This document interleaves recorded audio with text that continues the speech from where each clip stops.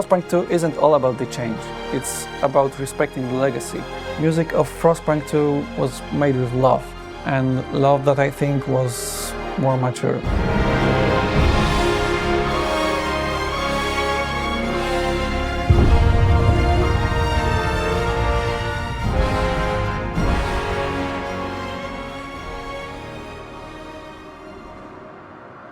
My name is Piotr Musiał, and I'm a game music composer for titles such as The Witcher 3, Blood and Wine, Diablo 4, This War of Mine, and Frostpunk. Speaking of the latter, I'm really happy to announce that I'm coming back as a composer for Frostpunk 2.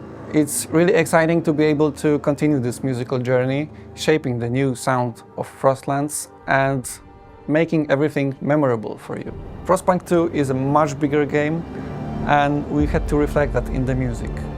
But we didn't want to just continue the legacy, we wanted to do something unique. We felt that the string quartet sound, which was so iconic in the original Frostpunk, didn't quite do well for the sense of scale of the sequel. So we wanted to record a much bigger orchestra, much heavier orchestra, so that it would help you feel the vastness of Frostlands and the weight, literal mass of the city. We wanted to introduce something that would feel unique to both Frostpunk and game music in general.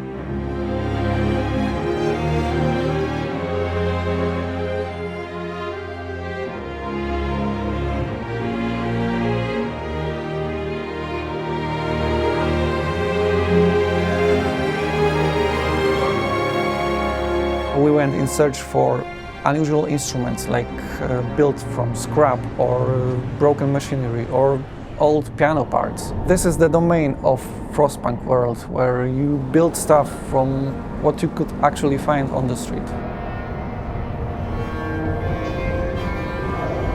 One of these instruments was a ghost cello, an instrument which is so versatile in sound that it can sound almost primitive, but could also produce amazing, futuristic ambient sounds. It's our secret ingredient.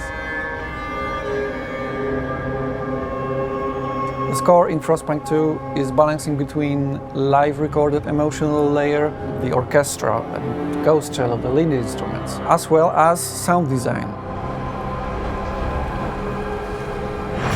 For example, we sampled industrial sounds, a steam engine, train rattle, or machinery sounds. That's what made the percussion of Frostpunk 2. But the city isn't only driven by the machinery, it's also driven by the people. So to enforce the industrial percussion, we also added the sounds of the crowd.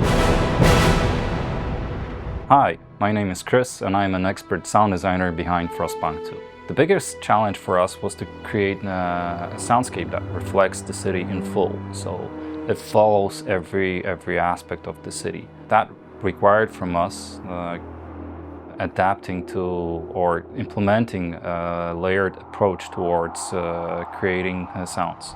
So when you see districts in the city, those are divided into small chunks. For instance, the crowd is separate from the traffic, and the mechanical layers are separate from all of those. The challenge was to actually glue them together and make them react on what is happening in the city.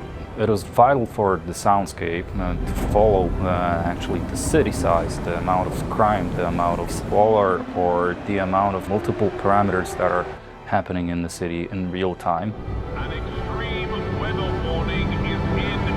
Frostpunk 2 actually requires some nuanced work to introduce any narrative into the soundscape. So it was very difficult for our team to figure out how we can incorporate more story in the game. We focused mostly on creating a great atmosphere in terms of crowds. So when you're in the city, you feel that those crowds are in there, they react.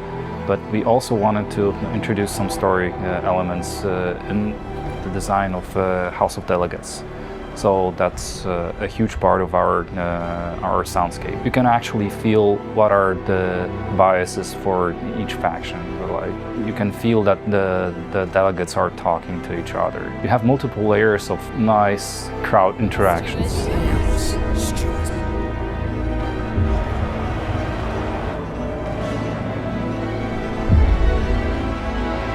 most important part is that everybody had their backs and the trust to actually do some significant changes or to make something risky or to check if some concepts work in the game. So it was an iterative process, and it was a close cooperation.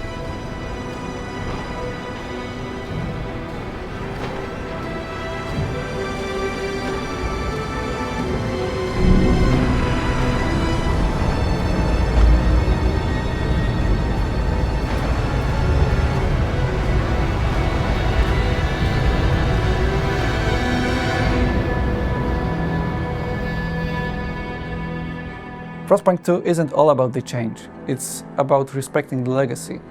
So you may expect the return of your favorite motifs. Music of Frostpunk 2 was made with love, and love that I think was more mature. I hope you will feel it and that it will elevate your experience.